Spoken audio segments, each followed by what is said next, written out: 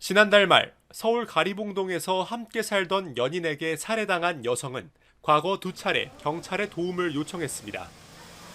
하지만 범행 닷새 전 112 신고 당시 경찰은 말다툼이 잘 해결됐다는 피해 여성의 말에 사건을 종결했습니다. 2년 전에도 경찰은 신고를 받고 출동해 교제폭력 사실을 확인했지만 관계성 범죄 관리 시스템에 따로 등록하지 않았습니다. 범행 저지른 이유가 무엇인가요? 피해자가 사망할 수 있다는 거 인지하셨나요? 이제 못하세요.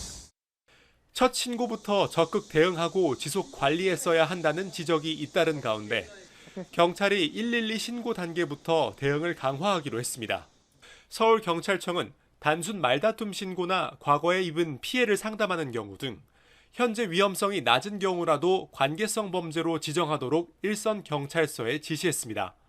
관계성 범죄로 분류되지 않은 경우 경찰이 나중에 피해자에게 연락해 상황 변화나 추가 피해 여부를 확인하는 등 지속적인 관리가 어렵기 때문입니다.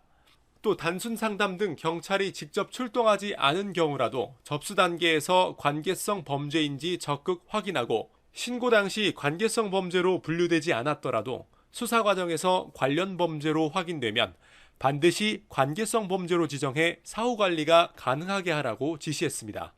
전문가들도 스토킹 범죄는 범행 초기부터 적극 대응하고 지속 관리할 필요가 있다고 지적합니다. 스토킹 처벌법 위반으로 교정시설에 수감된 112명을 분석한 결과 이별을 받아들이지 못하고 집착하는 이른바 거절형 스토커가 76명으로 가장 많았는데 이들 중 71%는 1년 이상 스토킹을 지속했고 61%는 전화나 문자에서 점차 위협과 폭력을 동반하는 등 시간이 갈수록 범행 수위가 높아졌습니다. 관계를 소유로 생각하고 거기에 집착과 폭력을 드러내는 방식들이 충족될 때까지 나름의 의사소통을 시도하는 것으로 이해할 수 있거든요. 욕구가 충족될 때까지 자신만의 일방적 의사소통을 시도할 수밖에 없는. 또 이들의 절반 이상이 접근 금지 등 보호 조치를 위반한 경험이 있는 것으로 조사됐는데 최근 경찰이 가해자에 대한 순찰 강화 등 새롭게 내놓은 대책이 얼마나 효과가 있을지도 관심입니다. YTN 표정호입니다.